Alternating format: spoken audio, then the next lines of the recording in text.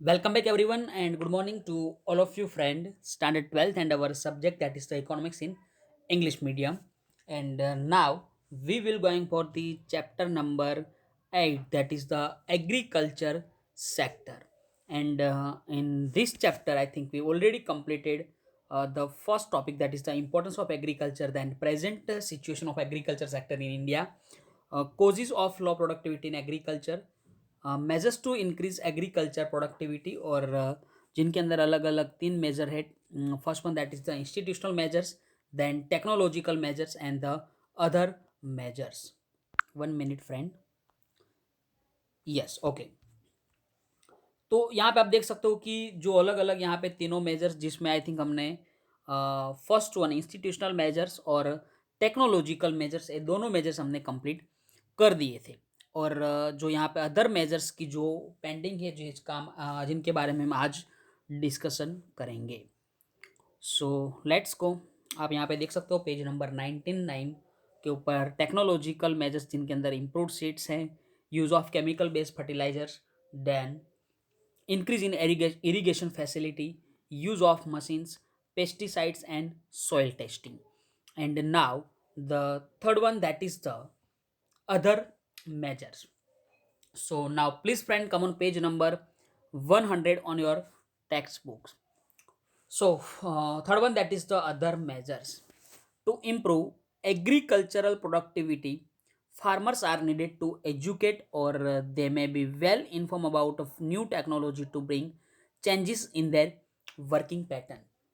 यानी कि फ्रेंड यहाँ पे जो हम बात कर रहे हैं कि अगर हमें एग्रीकल्चर प्रोडक्टिविटी को इम्प्रूव करना है यानी कि उसमें हमें बढ़ोतरी करनी है, तो यहाँ पे जो फार्मर्स उनको यहाँ पे क्या नीड होगी कि फार्मर्स एजुकेट होने चाहिए और उन लोगों के बारे उनके पास इंफॉर्मेशन होनी चाहिए अबाउट न्यू टेक्नोलॉजी कि उनको अगर समझो कि हम नई टेक्नोलॉजी का यूज़ कर रहे हैं तो जो वर्किंग पैटर्न है उसमें भी कुछ ना कुछ इफेक्ट होगी.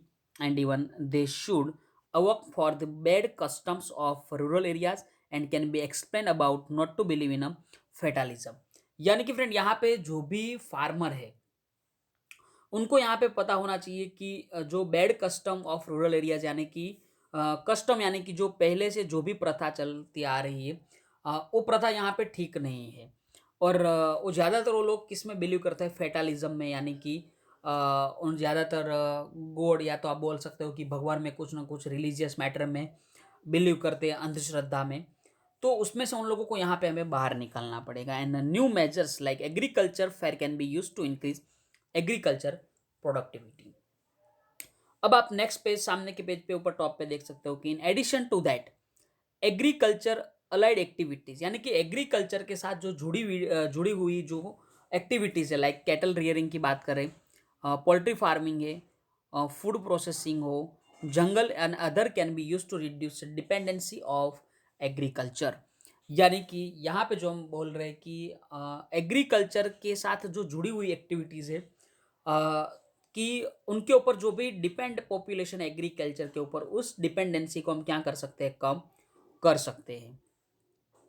That can increase agricultural productivity and small scale industry यानी कि यहाँ पे हम बोल सकते हैं कि जिनके अंदर इन्वेस्टमेंट कम लगता है ऐसी भी जो भी इंडस्ट्री है उस इंडस्ट्री को हमें क्या करना है कि एक्सपांड करना है रूरल एरिया यानी कि रूरल एरिया में ज़्यादातर जो स्मॉल स्केल इंडस्ट्री है वो हमें एस्टैब्लिश करनी है.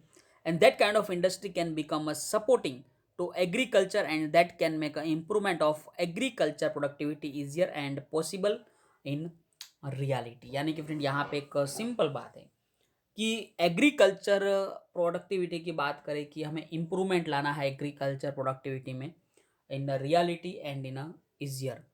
सो फ्रेंड यहाँ पे अदर मेजर्स में ज़्यादा कुछ है नहीं, सिर्फ दो पैरा था जो मैंने आपको समझा दिए.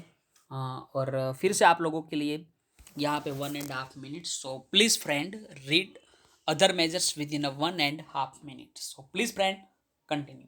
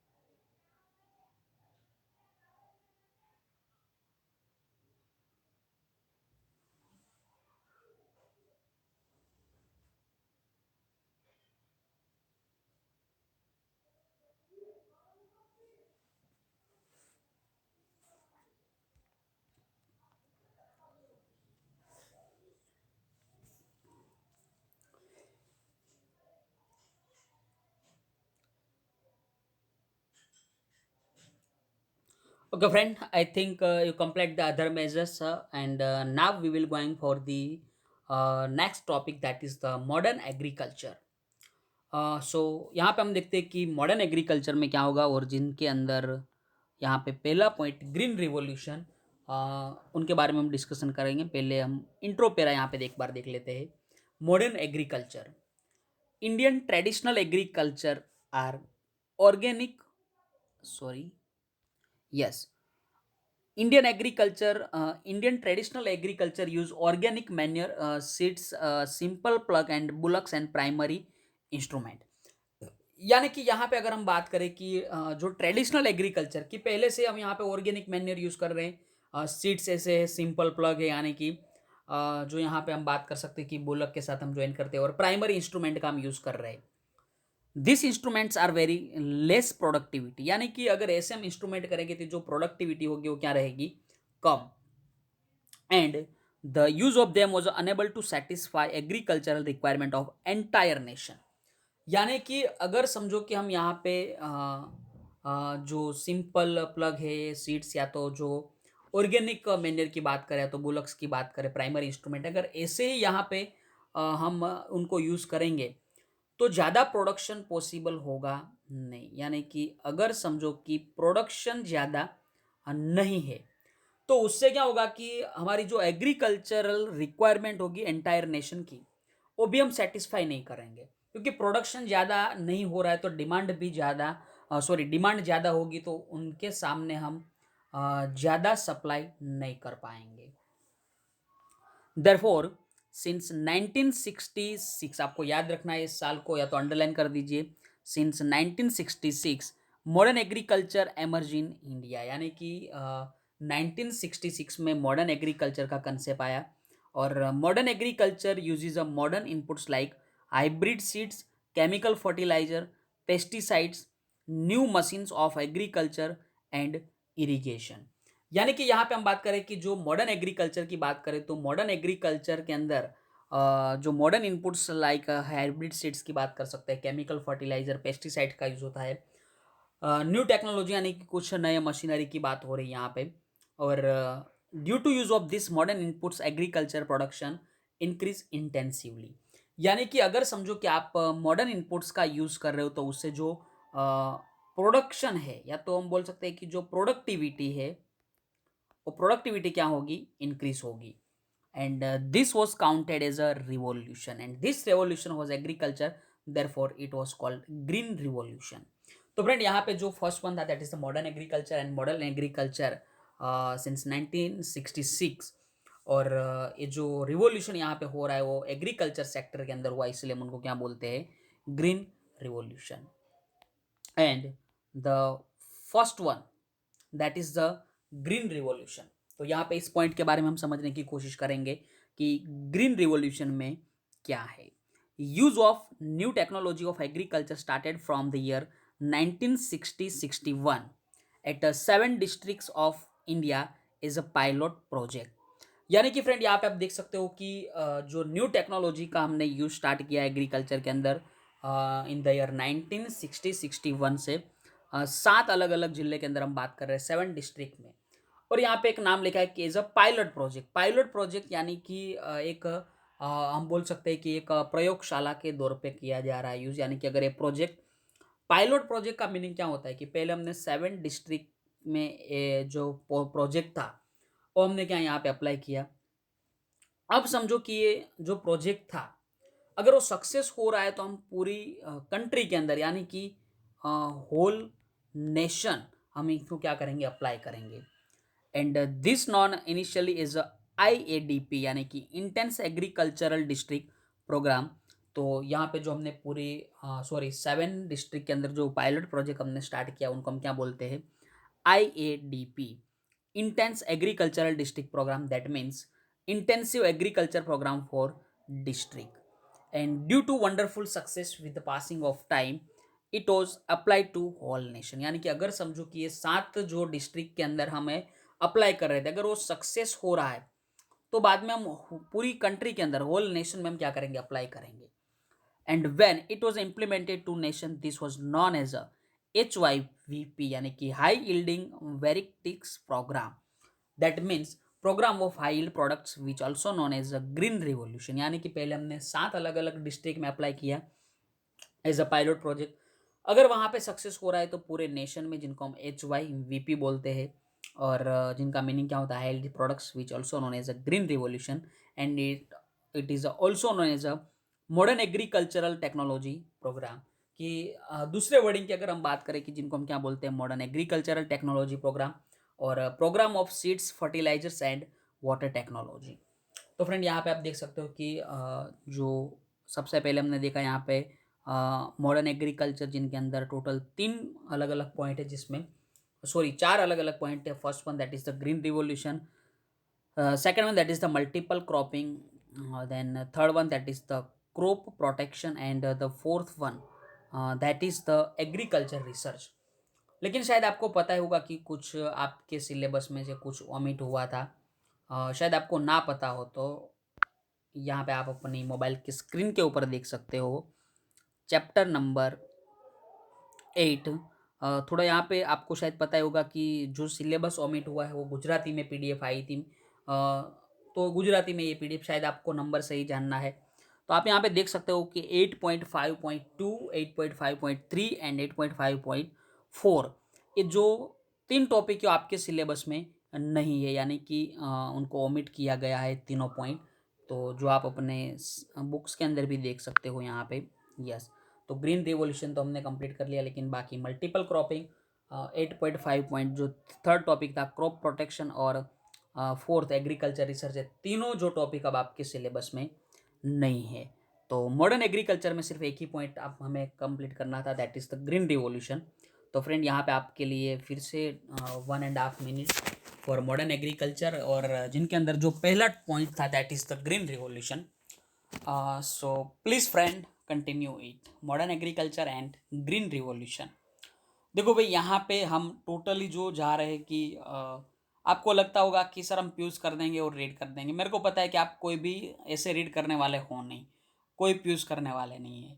तो इसीलिए मैं यहाँ पे बोलना रुक जाता हूँ, ताकि मुझे भी आराम मिल जाए और आप लोगों को 2 मिनट का वक्त मिल जाए। So please friend read the both the topic, the modern agriculture and the green revolution. So please continue and read it with in a 1.5 minute. So please continue.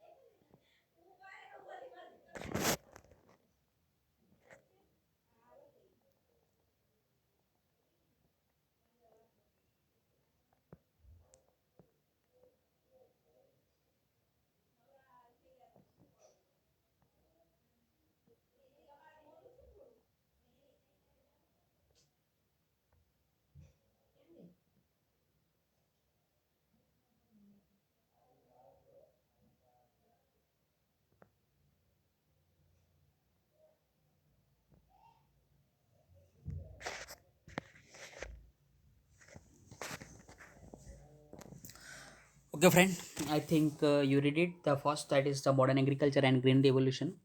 And now, जो यहाँ पे आप fourth agriculture research की बात करें, तो यहाँ पे जो आपका चैप्टर, शायद आप अपनी बुक्स में भी वहाँ पे देख सकते होंगे कि चैप्टर यहाँ पे क्या हो रहा है, ख़त्म हो रहा है, यानी कि द एंड। सो फ्रेंड, यहाँ पे हमने जो chapter number 8, that is agriculture sector के बारे में कुछ डिस्कशन किया, और पूरा जो चैप्टर था वो हमने यहाँ पे कंप्लीट कर दिया। अब थोड़ा आगे बढ़ते हैं, और जो यहाँ पे नेक्स्ट चैप्टर है, chapter number 9, that is the foreign trade.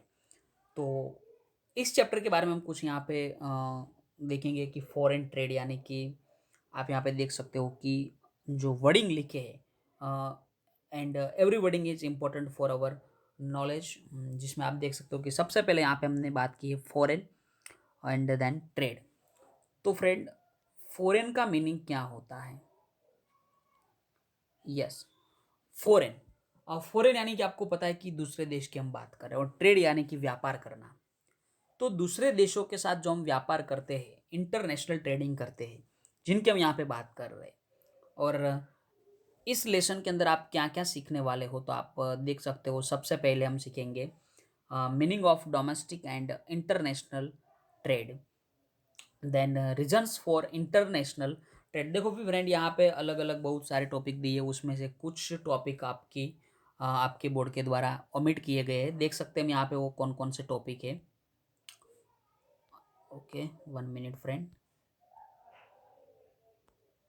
Yes, तो आप यहाँ पे देख सकते हो कि जो चैप्टर नंबर 9, जिनके अंदर सिर्फ 5 टॉपिक दिए हुए, 5 टॉपिक के बारे में हमें कुछ पढ़ना है। बाकी के जो टोटल जितने भी टॉपिक थे वो सभी पॉइंट बोर्ड के द्वारा ओमिट किए गए, यानी कि 9.1 टू 489 जो यहाँ पे 5 टॉपिक है, उस 5 पॉइंट के बारे में हम बात करेंगे।